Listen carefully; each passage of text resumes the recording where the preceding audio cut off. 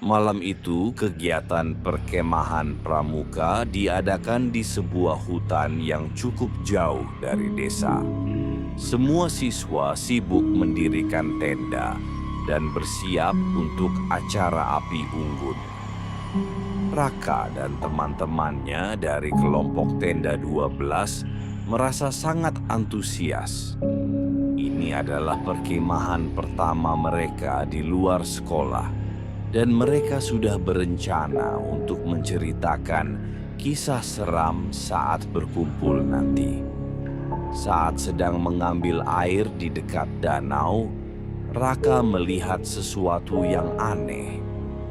Di pinggir area perkemahan, berdiri sebuah tenda tua berwarna pudar dengan angka 13 tertulis di kainnya. Tenda itu tampak kotor dan usang, berbeda dari tenda-tenda lainnya. Lebih aneh lagi, tak ada satupun anggota pramuka yang terlihat di sekitarnya. Siapa yang di tenda itu? Bisik Raka pada Dimas, temannya. Dimas mengangkat bahu. Nggak tahu, kayaknya tadi nggak ada yang mendirikan tenda di situ. Mereka merasa sedikit merinding, tapi memutuskan untuk mengabaikannya. Malam pun tiba. Saat api unggun dinyalakan, para siswa berkumpul dan mulai menceritakan kisah-kisah seram. Saat tiba giliran Kak Bima, pembina pramuka, ia menarik napas panjang dan berkata, "Kalian tahu nggak, dulu di tempat ini pernah ada kejadian aneh?" Beberapa siswa tertawa gugup, tapi Kak Bima tetap melanjutkan. 10 tahun lalu ada seorang anak pramuka yang tersesat saat perkemahan. Namanya Danu. Waktu itu teman-temannya tidak sadar dia hilang sampai pagi hari. Mereka mencarinya ke seluruh hutan, tapi yang mereka temukan hanya tendanya yang kosong dan jejak kaki yang mengarah ke danau. Semua terdiam. Lalu, tanya salah satu siswa dengan suara pelan. Kak Bima tersenyum samar. Danu tidak pernah ditemukan, dan anehnya, setiap kali ada perkemahan di sini, selalu ada yang melihat tenda kosong berdiri di antara tenda-tenda lain. Tapi begitu diperiksa keesokan paginya, tenda itu selalu menghilang.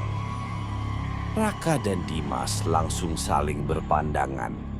Mereka tahu mereka melihat tenda 13 tadi sore. Penasaran setelah acara api unggun selesai, Raka dan Dimas memutuskan untuk mengecek kembali ke arah tenda itu. Dengan membawa senter, mereka berjalan perlahan ke pinggir perkemahan.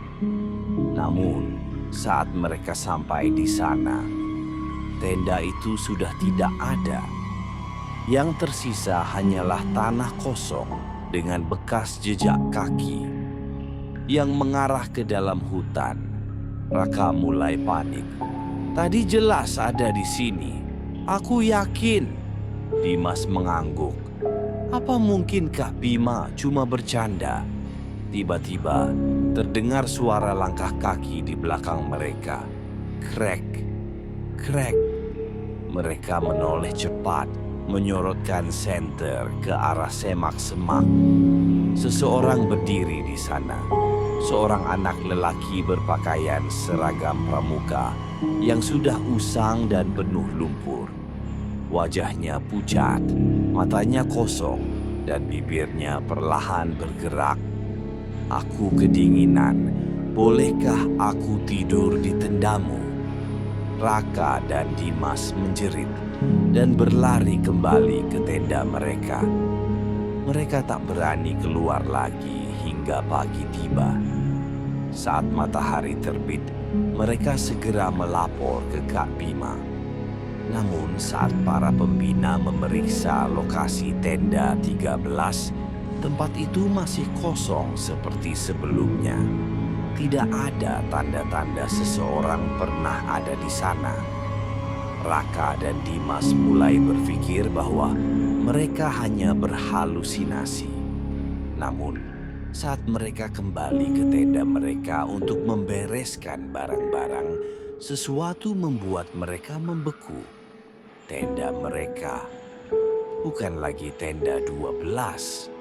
Nomor di kain tenda mereka sudah berubah.